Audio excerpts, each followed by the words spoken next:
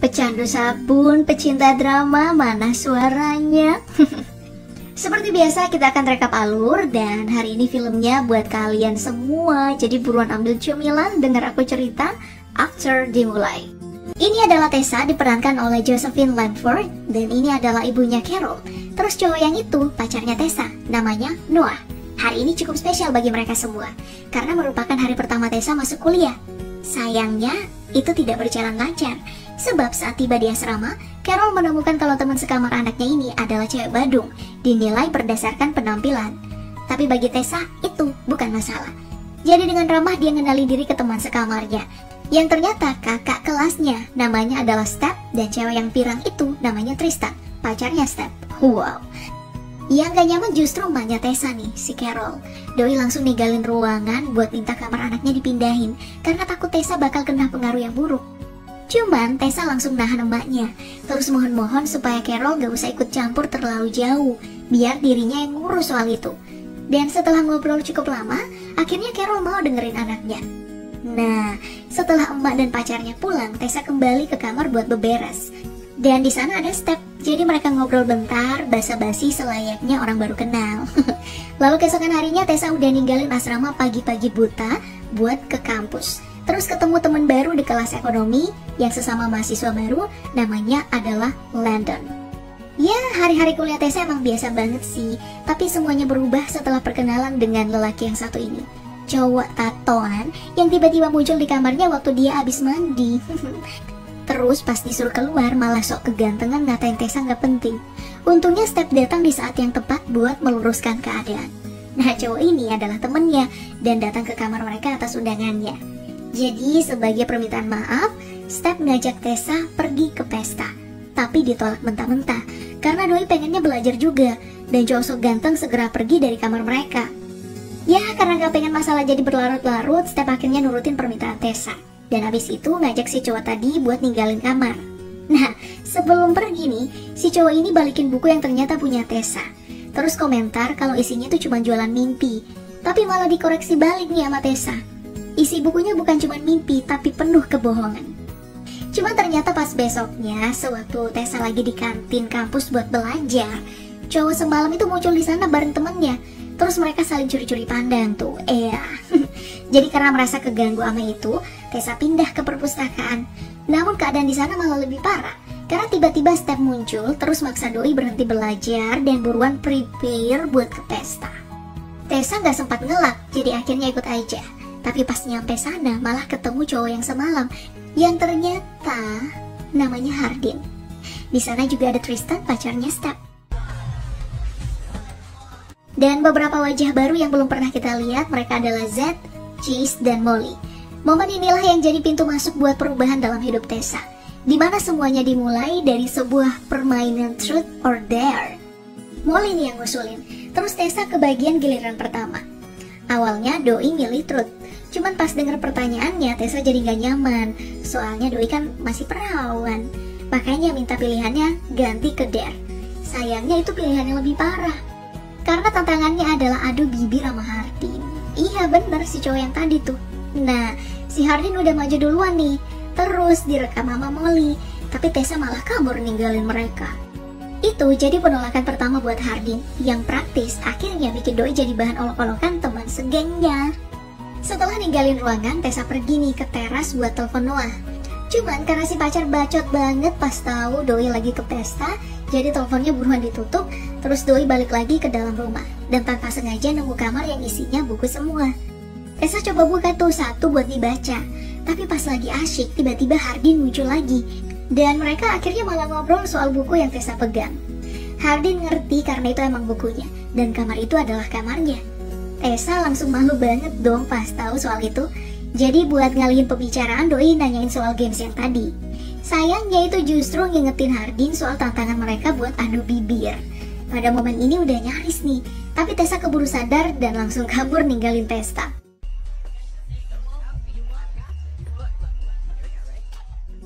Adegan lalu berpindah ke dalam kelas keesokan harinya, di mana Tessa ternyata ngambil mata kuliah yang juga dipilih sama Molly dan Zed. Dan bikin doi sempat mau kabur. Untung di sana ada Landon, jadi bolosnya batal soalnya ada temen. Sayangnya Hardin juga masuk di kelas yang sama. Jadi nggak butuh waktu lama sampai seisi kelas jadi arena debat antara dua kutu buku, Hardin dan Tessa. Iya, suka atau enggak, terlepas dari penampilannya kita emang harus akuin kalau Hardin ini kutu buku. Kamar dengan koleksi buku bagus, terus komentarnya ke buku Tessa waktu mereka pertama ketemu. Jadi nggak mengherankan kalau Hardin lumayan senang soal perdebatan hari itu. Karena jarang-jarang Doi nemu orang yang sebegitu sukanya sama buku, terus jujur soal itu ke Tessa. Tapi Tessanya malah sinis dan nuduh Doi modus.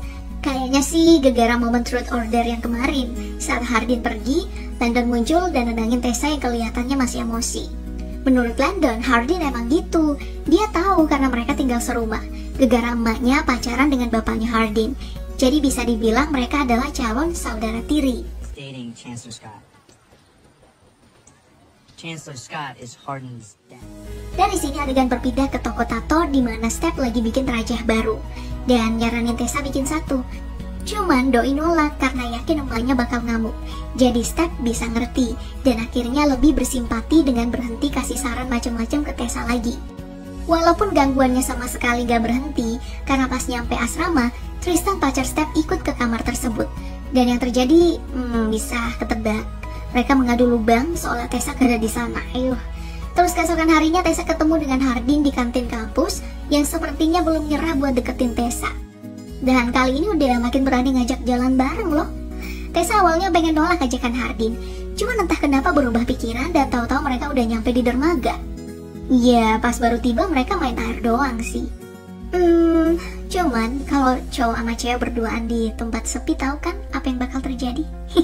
Mereka beneran adu bibir dong akhirnya. Terus habis itu lanjut grepe-grepe. Tapi cuman sampai di situ aja sih, soalnya Tessa kan belum punya pengalaman, juga belum siap. Jadi mereka pindah ke tempat sebuah bar. Terus nggak sengaja ketemu sama Molly sama Z, yang mana yang jelas bikin suasana jadi canggung. Apalagi pas ngedeketin Tessa, Hardin ini emang masih punya hubungan sama Molly. Dan Tessa juga masih pacaran sama Noah. Jadi mereka sempat debat tuh soal rencana Tessa jujur ke Noah soal hubungan mereka. Tapi ditentang sama Hardin yang gak mau dirinya dilibatkan dalam pertengkaran orang lain. Ini jelas bikin Tessa bingung dong sama sikap Hardin dan masih kepikiran sampai pulang ke asrama. Sampai ke bawah mimpi. Terus parahnya nih, belum selesai masalah dengan Hardin, Noah tiba-tiba datang ke kampus buat ngasih surprise. Soalnya mereka emang abis berantem kan waktu Tessa pergi ke pesta. Untungnya jiwa fucker Tessa mulai berkembang. Jadi dia nggak panik dengan kemunculan mendadak sang pacar. Noah malah diajak ikut ke pesta kampus, di mana Jace hampir lecehin Tessa. Tapi yang datang ngebelain malah Hardin.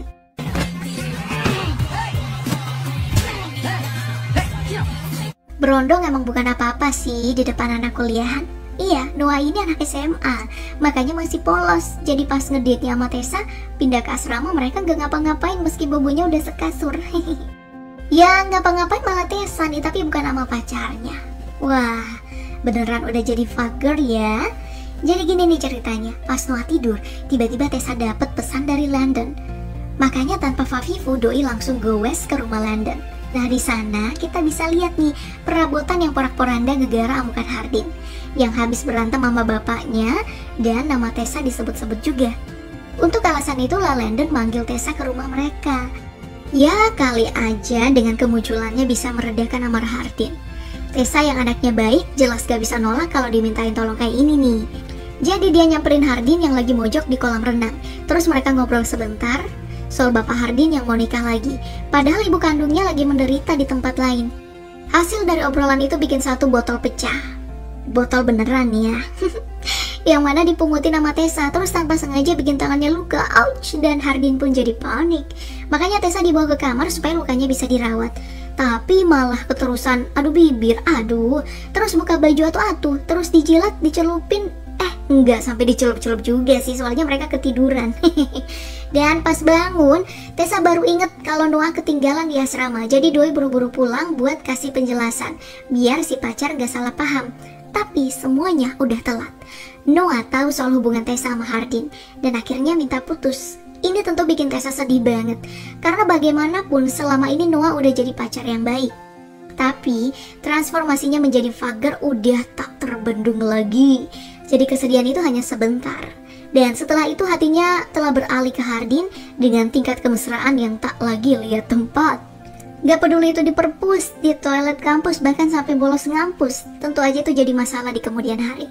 Suatu ketika Mak Tessa datang ke asrama dan mendapati anaknya sedang bolos kuliah sembari enak-enak sama Hardin. Wow, Tessa kena marah karena itu. Tapi berbeda dengan situasi sebelumnya, kali ini dia udah berani nyatain pendapat soal sang emak yang terlalu banyak ikut campur dalam hidupnya. Sebagai emak, Carol tentu tersinggung dengan perkataan Tessa, tapi dia tahu kalau hari ini akan datang, jadi nggak ada pilihan selain nuruti permintaan sang anak. Tentu aja ada sanksinya. Dengan pilihan menjadi merdeka, Tessa harus relain emaknya mutusin uang jajan bulanan. Yang praktis bikin doi harus keluar dari asrama karena nggak mampu bayar biaya sewa. Untung ada Hardin, yang pas tahu uang jajan pacarnya di stop, langsung ambil kesempatan nawarin buat tinggal bareng di apartemen punya teman bapaknya yang dititipin ke dia. Kamu jelas udah tahu apa yang dilakuin cowok dan cewek saat mereka tinggal bareng. Iya bener, mereka makan bareng lah, jalan bareng, baca buku bareng-bareng, semuanya bareng. Termasuk pernikahan orang tua Hardin yang akhirnya berlangsung juga.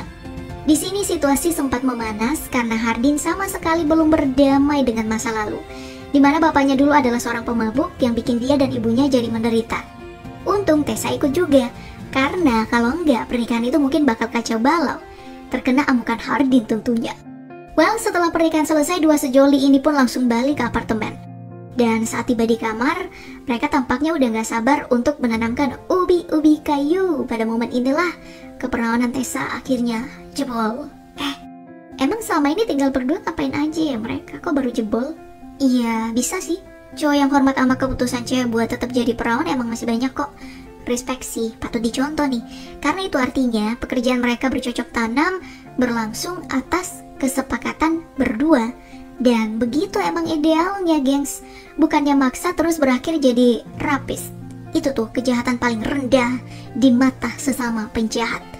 Kalau nggak percaya, coba aja masuk penjara. Ya, meskipun hubungan mereka akhirnya sudah sejauh itu, tapi bukan berarti nggak ada masalah. Suatu hari setelah mereka mandi bersama, terus Tessa pergi ke kampus. Di sana dia ketemu sama Molly, di mana terjadi sebuah percakapan yang canggung. Malamnya, Hardin dapat pesan dari Molly yang ngajak ketemuan. Tessa tahu soal itu dan akhirnya ngikutin si pacar ke tongkrongan teman-temannya. Disinilah semuanya terungkap. Saat mereka berkumpul, Molly nunjukin rekaman sewaktu truth or dare, di mana Hardin ngomong soal tantangan buat deketin Tessa. Wah, parah sih ini. Dan ini bikin Tessa ngamuk. Hardin sebenarnya udah berusaha jelasin kalau itu cerita lama dan perasaannya sekarang udah berubah. Tapi Tessa gak mau denger karena udah terlanjur naik pitam. Jadi itu adalah pertemuan terakhir mereka setelah berpisah. Tessa kembali ke rumah ibunya juga memperbaiki hubungan dengan Noah sembari tetap melanjutkan kuliahnya. Tentu aja ada yang hilang sejak putus dari Hardin.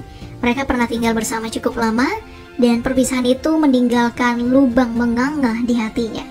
Saat Tessa berpikir sudah tak ada jalan untuk kembali, hari itu akhirnya datang.